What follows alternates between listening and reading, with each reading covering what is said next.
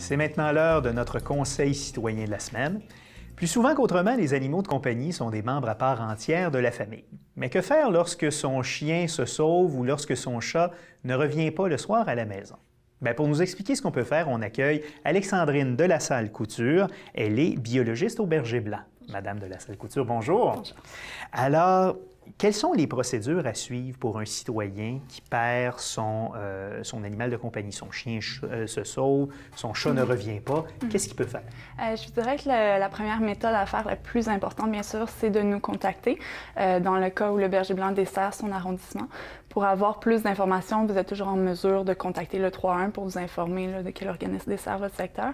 Si c'est bien le Berger Blanc, c'est toujours très important, même au moment que l'animal se perd, il n'y a pas de problème avec ça. Vous pouvez nous contacter immédiatement, que ce soit via notre site Internet ou par téléphone.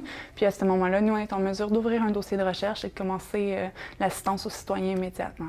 D'accord. Et donc, les procédures à suivre avec, on va parler de celle avec le Berger Blanc. Pour les autres organismes, à ce moment-là, le service 311 de la Ville de Montréal pourra les référer à l'organisme qui gère dans leur secteur. Donc, avec vous, si on est dans un arrondissement que vous couvrez, comment ça fonctionne? On vous contacte. J'imagine que vous prenez en note une description de l'animal, des informations. Oui, exactement. C'est du cas par cas. C'est certain que dans le cas des chiens, habituellement, la description va être un petit peu plus détaillée. Souvent, si les gens s'inquiètent plus par rapport à un chat qui ne revient pas à la maison et tout, dépendamment si l'animal a vraiment une caractéristique spécifique, là, on peut ouvrir un dossier de recherche. Ce qu'il faut comprendre, c'est qu'il y a beaucoup de chats noirs sur l'île de Montréal. Donc, dans ces cas-là, habituellement, on va référer les gens, on va dire, écoutez, c'est préférable que vous alliez voir directement sur notre site Internet. Donc, nous, à toutes les fois qu'un animal arrive sur les lieux, qu'on retrouve un animal, on va prendre sa photo, on va le mettre sur notre site Internet.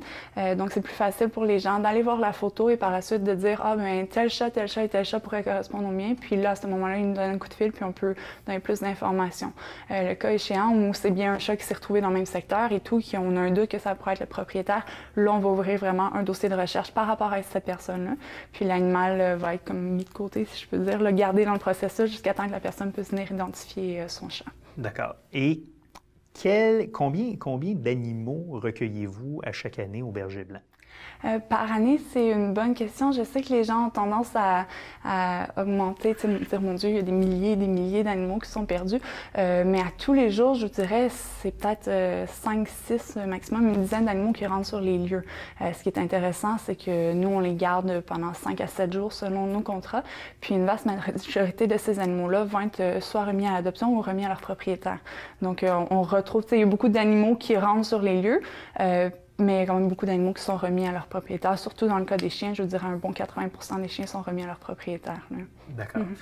Qu'est-ce qu'on peut faire si on voit un chat qui semble errant près de chez nous? Donc, s'il n'y a pas de médaille ou s'il n'y a pas de médaille, ou qu'est-ce qu'on peut faire dans les circonstances? C'est ça. Je dirais que c'est vraiment du cas par cas. C'est toujours intéressant d'avoir un bon voisinage, de s'informer quel animal appartient à qui.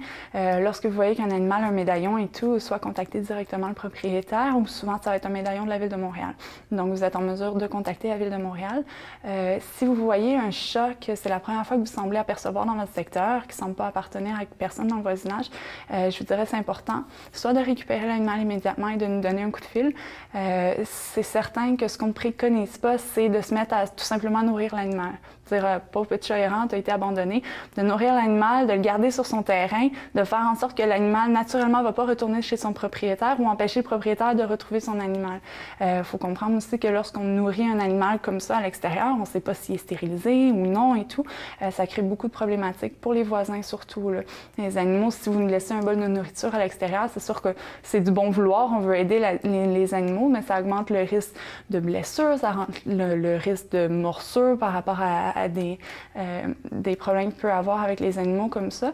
Donc, c'est certain que le mieux, je dirais, c'est de nous contacter immédiatement. On préfère que l'animal soit à l'intérieur, soit bien au chaud, qu'on puisse vérifier justement s'il y a une micropuce, s'il n'y a pas d'identification apparente et qu'on puisse faire les recherches de notre côté par rapport aux gens qui nous contactent et tout.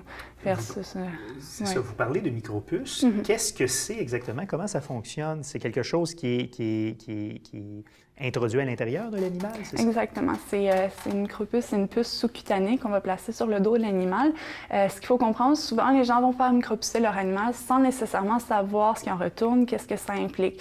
Il faut comprendre qu'une micropuce, justement, lorsque c'est dans l'animal, c'est sous-cutané, c'est pas apparent. Donc, quelqu'un qui va trouver le chat de son voisin ne saura pas nécessairement qu'une micropuce. Par la suite, si on fait micropucer son animal, il faut comprendre que lorsqu'on scanne la micropuce comme telle, c'est pas les coordonnées du propriétaire qui vont apparaître. C'est un numéro d'identification, une série de 9 à 13 chiffres.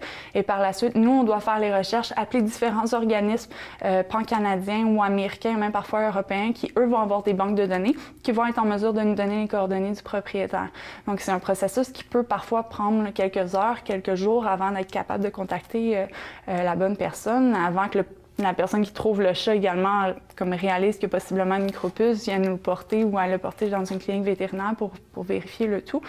Donc, c'est pour ça qu'on dit que c'est une bonne idée, mais c'est toujours important de faire ça conjointement à un collier d'identification, une médaille de la Ville de Montréal, quelque chose qui va être clair, qui va permettre à la personne qui trouve l'animal, que ce soit un chat ou un chien, d'une part de savoir qu'il appartient vraiment à quelqu'un, puis d'autre part d'être en mesure de recontacter son propriétaire. Donc, le micropuçage, oui, ça peut être intéressant, mais pas uniquement.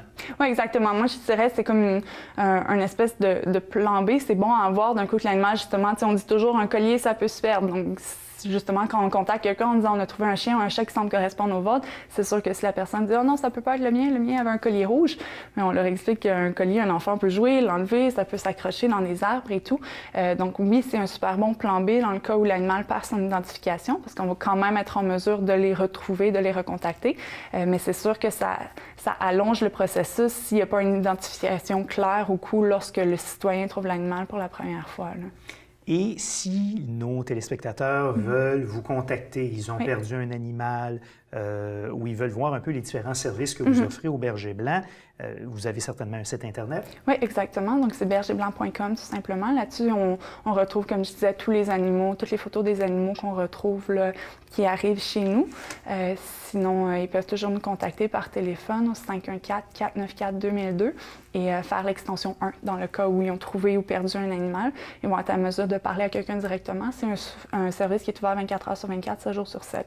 Donc, pas besoin de se dire « Oh mon Dieu, j'ai perdu mon chat ce soir ou mon chien, je vais les contacter dans le prochain jour ouvrable, le prochain lundi. » Non, on est vraiment ouvert 24 heures sur 24. Donc, ça, c'est bien. Ça nous permet de remettre des animaux à leur propriétaire la nuit même, la journée même, au moment où ça se produit, là. Alors, Alexandrine de La Salle Couture, merci d'avoir été avec nous. Ça fait plaisir. Merci.